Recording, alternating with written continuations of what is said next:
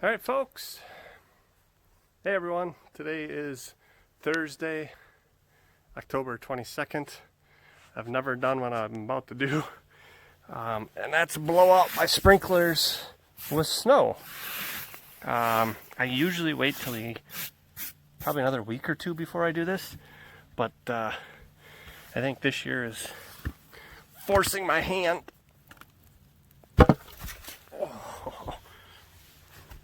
So let's see what happens here.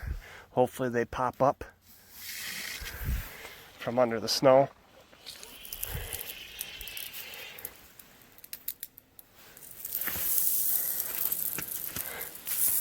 There they are. 4, 1, 2, 3, and 4. Yes, I'm currently watering snow.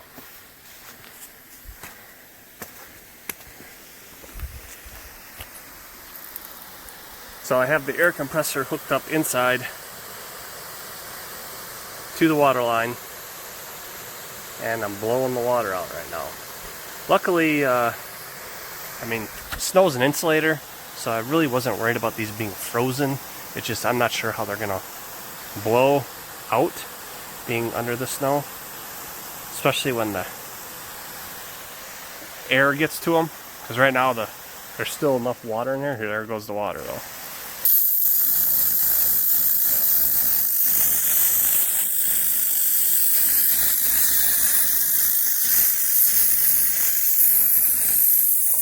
I usually wait just for that last one to start pushing air, and then I'll turn this zone off. And what I'm going to do after I do this is I'm going to go verify to make sure that the air compressor is not putting out too much air. You can see the last sprinkler is still spraying a steady stream.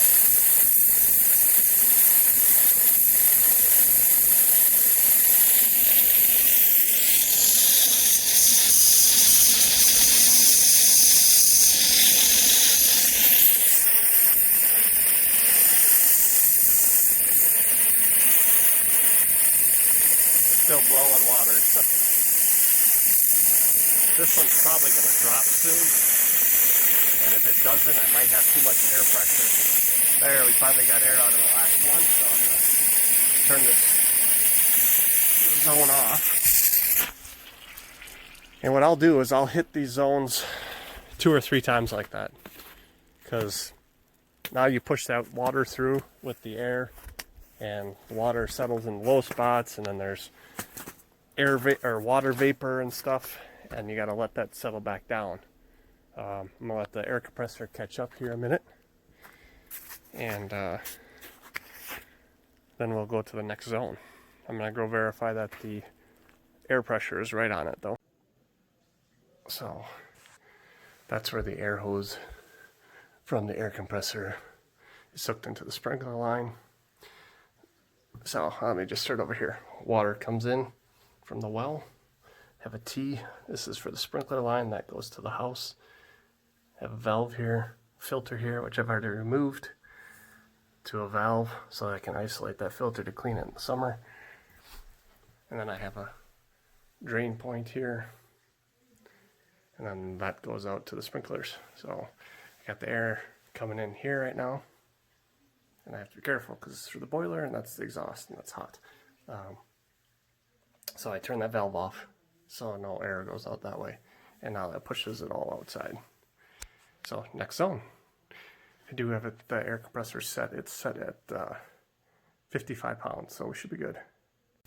Okay, here's the next zone. It's now sleeting out, which for those of you that don't know what that is, I don't know if you can kind of see the little... It's basically frozen rain bouncing, but it's not snow. So here we go.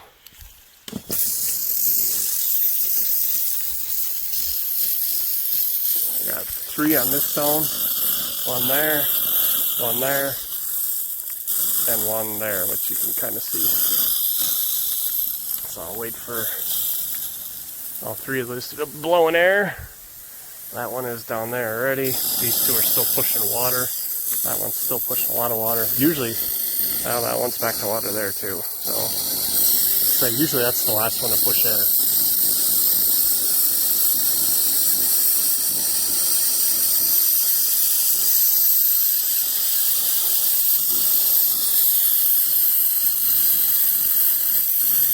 This is a very boring process. I hate blowing up sprinklers. And I know I could open the valves, you know, just with the controller, but I always do it manually because I can fine tune. You know, I don't need to crack them all the way open sometimes to blow them out.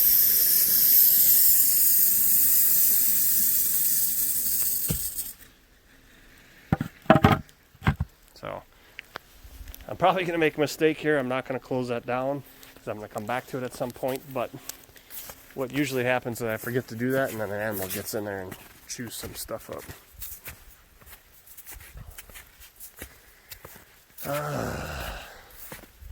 Used to love winter. I still think I do. I just not ready for it right now. I wanted to mow one more time.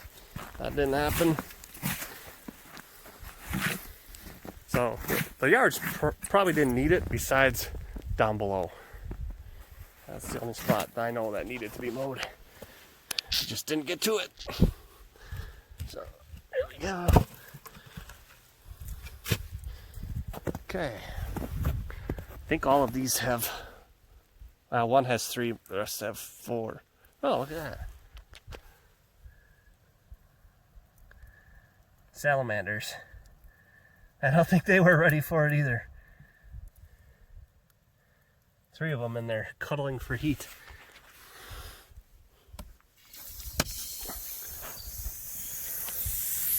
So, no, there's 4 on that one. That was... So, 1, 2, 3, somewhere right there, and then 4 down below. Down there.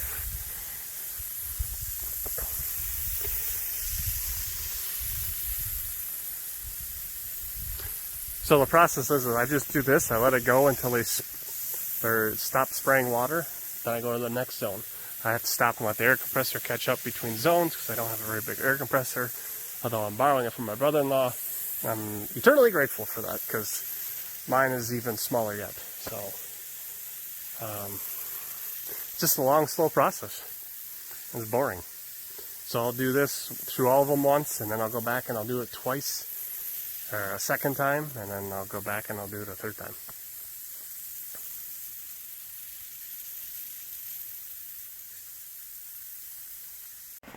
Okay, here we go with the next zone, which should be right by me here. There, and one over there, and one right there. So 1, 2, 3, 4. I have mostly rainbirds throughout the yard. The 5,000 series, 53. I don't remember. 5,000, I think. That is a hunter. Because I started to change out to those. I think that's a hunter, and I think that one might be a hunter. But I ended up not liking those as much as those rainbirds. I really like those.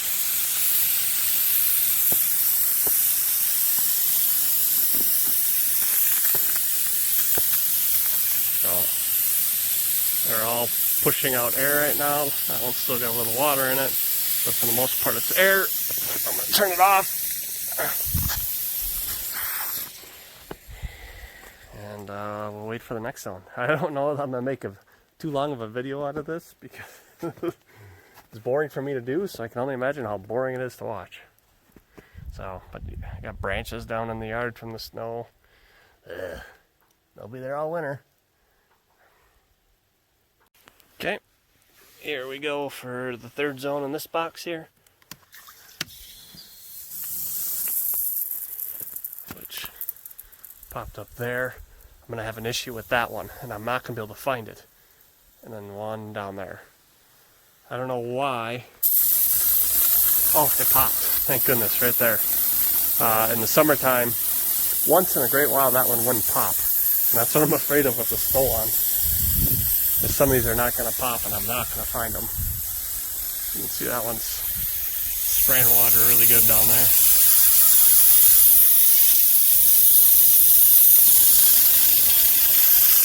First two are blowing air, but third one's still got a lot of water in it. This last one is really, this is a messed up situation with this last zone. It's the one that does that whole side over there, but there's another box right about where my finger's at, about 15 feet this way of that play set. Turn off that zone.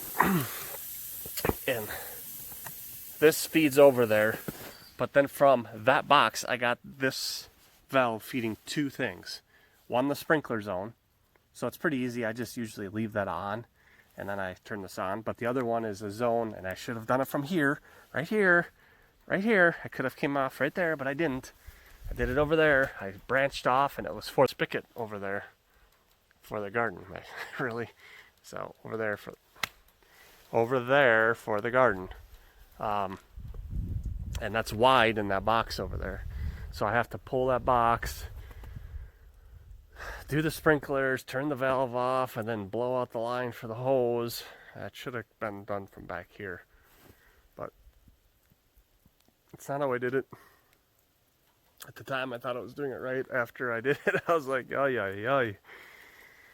So, okay, I'm going to stop recording for now, and I'm going to do this last zone over there, and then I'm going to have to go dig up that cover and turn on. I'll show you guys. It's a mess, and it was a pain from the time I did it. It leaked. I put the box in, it ran the whole the pipe, covered it all up. Next day, you could see where water was bubbling up. I'm like, shoot. Dug it up, tried to fix it, couldn't fix it. So it never really fully fixed. I never really fully fixed it. So I tried everything from that, what's that stuff that they spray on the bottom of a boat? Something seal. Magic seal, I don't know, something like that. I sprayed that all around the pipe. I'm like, well, there, right? I mean, that should work. Yeah, that didn't work. I put 3 hose clamps on it. I did everything. Finally, I dug it all up, and because I had to go back further, put a new pipe on, and it still leaked. So I think eventually what happened, it probably like corroded shut. Not corroded because it wouldn't corrode, but deposits, mineral deposits in there, stopped it from leaking. So okay, I'm gonna do that last zone. I'm not gonna record it because you guys saw the other zones. Okay, so we're at another sprinkler box. This is the one up top here. This view has looked familiar to you guys. So this will do a zone down there. I'll do the zone across the driveway, this zone in this area, and then this zone in this area. So let's roll.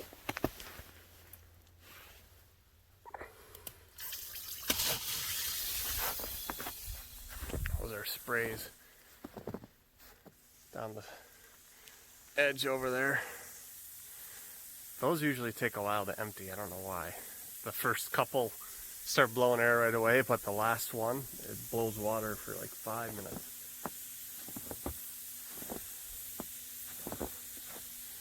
So and I hate walking on the snow when the grass is not frozen yet, because I know it just is not good for the grass. But and people say, that's actually that might not be the case. When it's froze and you like walk on it or drive on it in the spring, you'll see it's like dead. It takes like 3 weeks longer to get green than anything else. I turn that off. I lose all my hair. So actually maybe this doesn't hurt it because it's not froze yet. So I can kind of hear, I don't know if you can hear it or not. If I walk over here, you probably can. This is my backflow preventer. Don't have the cover on the AC unit yet. I don't know if you can hear it, but you can hear the generator running. So that's how I know whether it's ready for me to go to the next zone. Is when that stops. So That means it's charged up and ready to go. That's interesting.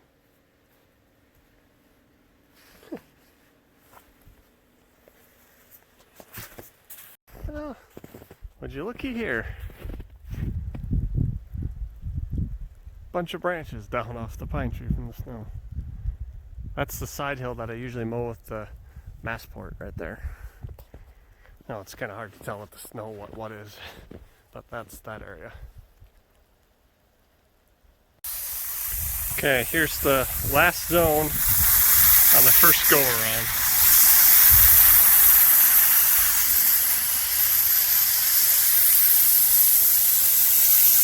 There's one. Right there. Still spraying. Yeah, it's fine. There's another one. There's one. Right there. Oh, did you see it do the whack-a-mole? Poke down there? Like that? It's running out of air, so. Okay. Thanks for tuning in as always, guys. Please like, share, subscribe, and comment. And I'll check you guys in the next video. Have a great day.